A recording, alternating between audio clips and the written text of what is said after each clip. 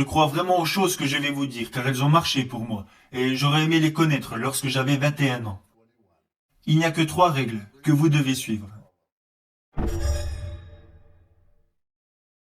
La vie n'a pas à être compliquée. Nous nous compliquons trop la vie. Je vais faire 5 suppositions sur les personnes présentes dans cette pièce aujourd'hui. Je suis prêt à parier que vous voulez réussir votre vie professionnelle. Je suis prêt à parier que vous voulez réussir votre vie personnelle. Je suis prêt à parier que vous avez besoin de vous sentir utile. Je suis prêt à parier que vous voulez vous sentir en sécurité pour votre avenir. Et le 5e point est que je suis prêt à parier que vous voulez aller au paradis. Je vais maintenant vous donner un plan simple pour réussir les 5, parce que vous n'avez pas besoin de sacrifier votre vie religieuse ou votre vie personnelle pour réussir professionnellement. Tout est lié et ce n'est pas compliqué. J'ai toujours essayé de ne jamais me compliquer la vie. Vous rendez-vous compte qu'un arc-en-ciel comporte seulement 7 couleurs? Seulement 7. Regardez ce que Michel-Ange a réussi à faire avec ces 7 couleurs. Il existe seulement 7 notes de musique. Regardez ce que Beethoven a réussi à faire avec ces 7 notes. Il existe seulement 10 chiffres. Regardez ce que Bernard Madoff a réussi à faire avec ces 10 chiffres. Le point que je veux soulever est que la vie n'a pas à être compliquée. Vous avez besoin de 4 choses dans votre vie. Et s'il vous manque une de ces 4 choses, vous ressentirez un vide énorme. Premièrement, tout le monde a besoin d'avoir quelque chose à faire. Deuxièmement, tout le monde a besoin d'avoir quelqu'un à aimer. Troisièmement, tout le monde a besoin de croire en quelque chose et dans mon cas, je crois en Jésus-Christ, notre Seigneur et notre Sauveur. Et le 4e point dont vous avez besoin dans votre vie est que vous devez avoir un but à atteindre. Que voulez-vous faire maintenant? Ayez des buts et des rêves ambitieux. Je crois que c'est absolument essentiel. Ne reproduisez pas les erreurs que j'ai commises. J'ai fait beaucoup de choses stupides dans ma vie, mais laissez-moi vous révéler la bêtise que je regrette le plus. Quand j'ai débarqué à l'université de Notre-Dame, j'ai pris l'équipe qui était au plus mal pour la mener au sommet pendant 9 années consécutives. Chose que personne n'avait réalisée avant et que personne n'a refait depuis. Nous sommes arrivés au sommet et nous y sommes restés. Voilà la chose que je regrette le plus. Vous savez, il y a un dicton qui dit « Vous progressez ou vous mourrez. Soit l'arbre grandit, soit il meurt. » Il en va de même pour votre mariage, il en va de même pour votre business ou pour vous-même en tant que personne. Et je ne dis pas ça parce que je suis vieux, même si maintenant mes bougies d'anniversaire coûtent plus cher que mon gâteau. Cela est plutôt en rapport avec les efforts que vous devez faire pour vous améliorer. Nous avons atteint le top et j'ai dit nous y sommes arrivés, restons comme ça, ne prenons plus de risques. Nous avons terminé second du championnat et tout le monde a dit que j'étais un idiot. Alors que le gars qui termine dernier au concours de médecine, lui, il l'appelle docteur. Ça me semble injuste. Quand j'ai quitté Notre-Dame, je n'aurais jamais pensé entraîner à nouveau. Où aurais-je été après Notre-Dame? Ma mère disait, quand tu quitteras Notre-Dame, tu iras directement au paradis, t'asseoir à côté du pape. Tu n'auras plus l'âge d'entraîner. Alors, je suis parti vivre dans une ville où l'âge moyen ne faisait qu'augmenter. Et là, ce que j'y ai découvert est que je n'étais pas fatigué d'entraîner. Vous devez avoir un but, un rêve à atteindre. Et même si vous avez déjà accompli de grandes choses, qu'en est-il à présent? Je vais vous dévoiler un plan simple pour réussir les 5 hypothèses que j'ai faites au début de ce discours. Je crois vraiment aux choses que je vais vous dire, car elles ont marché pour moi, et j'aurais aimé les connaître lorsque j'avais 21 ans. Il n'y a que 3 règles que vous devez suivre. Règle numéro 1, faites ce qui est bien. Faites le bien, évitez le mal, et si vous avez un doute, regardez dans la Bible. Je ne crois pas que c'est bien de retrouver le portefeuille d'un coéquipier avant même qu'il l'ait perdu. Ça s'appelle du vol, mon garçon. Je l'ai trouvé, oui, mais il ne l'avait pas encore perdu. Faites ce qui est bien. Il n'y a jamais de bon moment pour faire de mauvaises choses.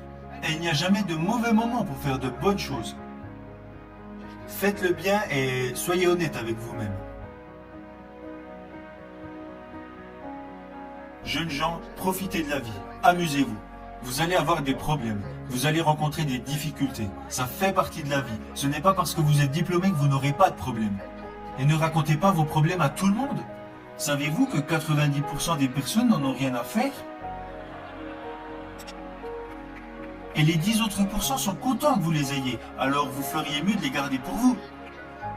Vous allez avoir des problèmes, alors amusez-vous dans tout ce que vous faites. Et si vous aimez vraiment ce que vous faites, les gens prendront du plaisir à être à vos côtés.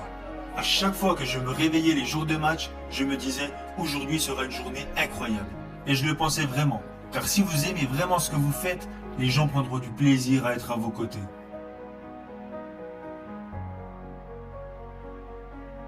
Règle numéro 2.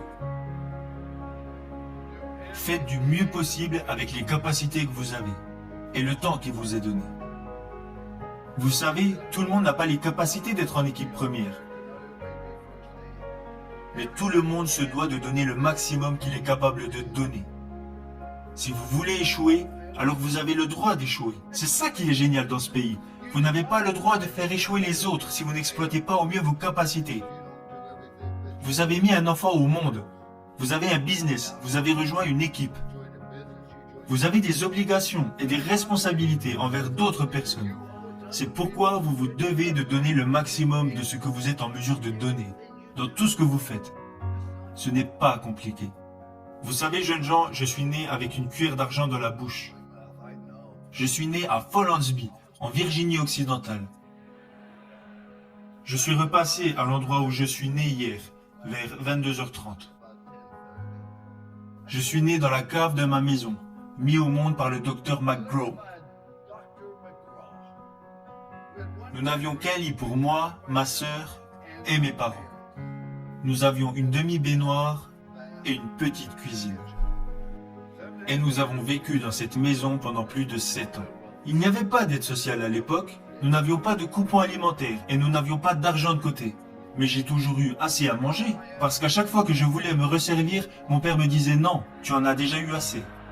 Mais la raison pour laquelle je dis que je suis né avec une cuillère d'argent dans la bouche, mon père avait arrêté l'école en CM1, voilà toute l'éducation qu'il avait. Alors pourquoi je vous dis que je suis né avec une cuillère d'argent dans la bouche?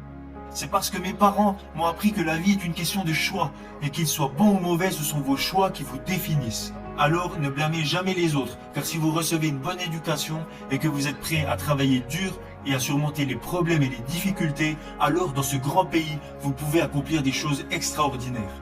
Voilà pourquoi je dis que je suis né avec une cuillère d'argent dans la bouche. Ma dernière règle est de montrer aux autres que vous vous souciez d'eux. Vous ne pouvez pas entrer dans une pièce et dire « Hey, je suis là, regardez-moi ». Non. Dites plutôt « Je suis là, comment puis-je vous aider ?» Ce n'est pas si compliqué.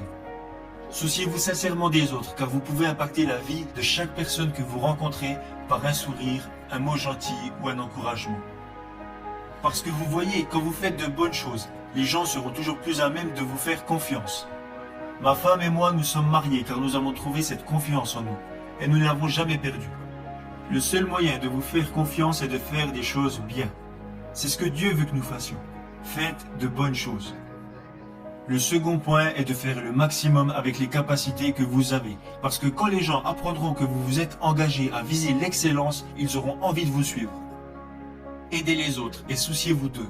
Parce que beaucoup d'entre vous vont avoir du succès et gagner beaucoup d'argent. Mais quand vous mourrez à la fin, à quoi vous servira-t-il? Mais heureusement, beaucoup d'entre vous vont plutôt choisir de devenir signifiants. Être signifiant, c'est quand vous aidez les autres personnes à réussir. N'est-ce pas là vraiment le but de la vie?